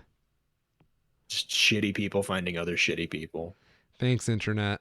Okay, so registration, right, for this event? $40 for the website, $50 at the door. That's too much. 50? $50 at the door. That. That's bullshit. Yeah. And that's basic registration. So you get the badge, access to non-premium events, and that's it. That's way too fucking much. Now, as it just happens, Chiral, if you don't have a partner to go to this and you have an extra $50, you can get the extra fluff package. Now, this premium add-on is only for dedicated attendees. Do you love your country as much as you love being a furry? Does it actually say that? No, but that's just me. Oh, okay. You get a free-for-all lanyard, which that's like $2 right there, worth of value. Very much worth your $50 so far. A free-for-all 2022 11 by 17 inch poster. Now, after this, you get premium event admission to live gaming session with 2 Griffin. Who the hell that is, I don't know. What the hell are they playing? I do not know. And then you get a $5, and I'm just spitballing the value here because shirts are pretty fucking cheap. A $5 free-for-all 2022 t-shirt. This is amazing. I have to send you this. Now, after this, my good sir, you can get a... Why is there a tortoise there? Why'd you indict him in this? Did you see that somebody made an account on Twitter that is the tortoise from Free for All, and it responded to the person that posted the picture of the tortoise from Free for All and just says, "I want to die." Now, there's the guest of honor VIP pass, which I'm guessing our tortoise friend got. You get to meet the infamous 2 Griffin. I'm going to beat a bitch. And his exclusive content prepared for those special events, and enjoy a superb catered meal. Oh yeah, perfect. Now, after this, you get story time with 2 Griffin, a premiere event admission, as well as free for all stuff. I'm sorry, staff, not stuff. Premium event admission to the guest of honor dinner, which I'm guessing is the same dinner mentioned above. And then after that, we get a special catered dinner for this event being included as an add-on. So I don't know if this is 2 dinners, 3 dinners, or just 1 dinner just cleverly disguised.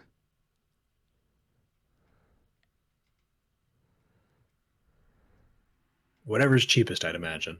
I'm guessing it's only 1 dinner. They're just advertising it 3 times with this $90 ticket. Now, who the fuck is this infamous 2 Griffin so I can beat him? Okay. Who? What? He was mentioned in all the premium stuff. It was like stuff you can go hang out with him. Oh. Yeah, I have no idea. Probably I mean, given the rest of the company, it's probably some fascist shit. 2. The Ranting Griffin, also known as Matthew Davis, crawled out from under a rock somewhere in the northwest Arkansas area in the middle of 1972. With a Christian family, he is always encouraged to be inspired by his intelligence and use his passion upon which to focus his life. What the fuck kind of sentence was that? After an experiment in music turned to vocal rant recordings published online, 2 was asked to perform comedy shows at a new and growing fictional-based fandom, the Furries. And within this fandom, and soon independently, he had performed live headline comedy shows all over the world, having gained an appreciation for comedic discussion of culture, politics, and occasionally fart jokes. His comedic career in live comedy extended nearly 20 years. Unfortunately, in 2016, his excursion in comedy was considered canceled after he was accused of being a homophobic, transphobic, misogynist, racist Nazi for the unusual sin of publicly declaring a belief and passion for the concept of free speech. Since that time, 2 has continued to entertain his audience with a YouTube channel where he continues to upload rants, comedy segments, and commentary on another of his passions, video games. Why do every single one of these shots you send me is just an empty hallway? Because there's nobody fucking there. How much do they spend on this? Who knows? I love this. If it's like every other one of these, the organizers just take the money and run. But yeah, apparently just skimming through people talking about it on Twitter, it's like less than 100 people in total. And there's accusations that the organizers were putting out doctored pictures to make it look like there was more people than there actually was. Oh shit, I found their full schedule. Let's see where they start doing the live reading of Mein Kampf. Okay, so their schedule is Con opens, Dealer Dion opens, Game Room opens, Opening Ceremony, Aviation Furs, which I don't want to know what that is, Jackbox with Staff, it's Nerf or Nothing, which I'm guessing is a turf war with Nerf guns. Dealers go on break, registration closes, an all AWOO associate meetup, live gaming with 2 Griffin, Lion King trivia, Dealer's Den closes, Disney karaoke, Magic the Gathering 101. They could probably teach you a thing or two, Carol. These guys seem like they're really intelligent. Yeah. Sketching better with sword play. What the fuck does that mean? And then to close out this first day, they're going to have a night dance rave.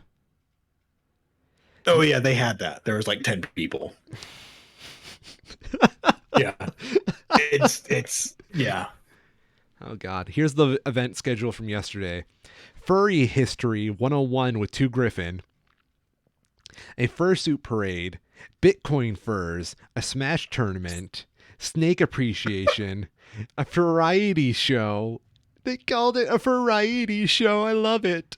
No more politics at your... Okay. The guest of honor dinner, which you pay $90 for, an improv show, a game of werewolf, comedy with 2 Griffin, inflatables, and then another dance rave. And here are the events for today going on right now, my good sir. Canceling cancel culture, Safari Sanctuary charity pit panel, overcoming addiction, Nerf or Nothing again, a charity auction, travel horror stories, closing ceremony, and then they will have a story hour with 2, a game of werewolf, and then the dead dog dance, which I don't want to know what a dead dog dance is. It's all very cursed. This is the gift that keeps on giving. Would you like to join a woo?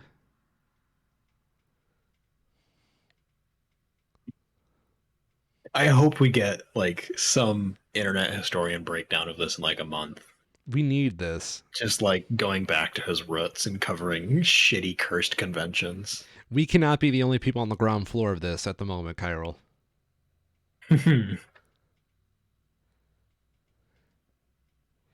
What the fuck? I'm just glad I've gone through their website so thoroughly at the moment and have not seen a single swastika yet. No, so the thing that they do apparently is rather than having a swastika, they have like full on the red, white, and black armbands like the Nazis would have, but it has No. like a paw instead of a swastika. Oh my god. No. I refuse to believe you just told me the truth. I can find you the pictures, dude. They were right there. No, they were not. You are committing slander and libel against these honorable furry Nazis, my good dude.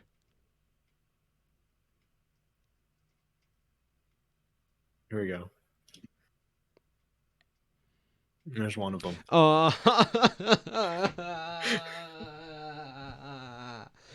Fit with a shitty Boris Johnson haircut and all.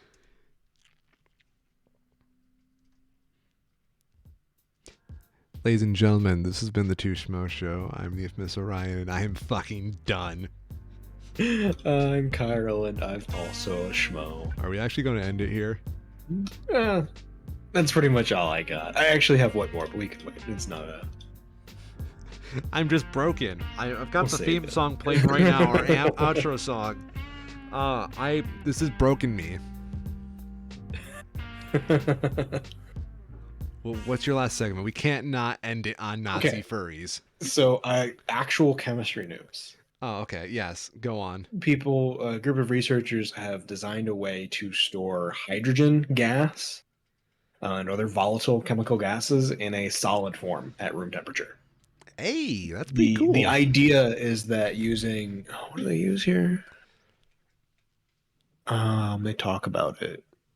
Boron nitride powder forms like basically pockets in itself, and through a mechanical process they're able to basically trap the hydrogen in these pockets in large amounts, greater amounts than you can store in like a pressurized tank, for example. So the idea is that rather than having highly volatile explosive tanks of gas, you can trap the gas in these powders, store it at room temperatures, and then when you need to release the gas, you can just heat it, and the gas gets released naturally, and you can reuse the powder later.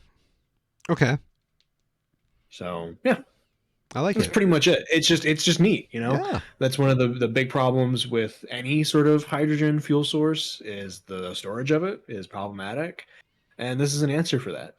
Realistically, we're never going to see any sort of hydrogen fuel being used in like automobiles like was being put out there before, especially now that electric vehicles have gotten to be so prominent.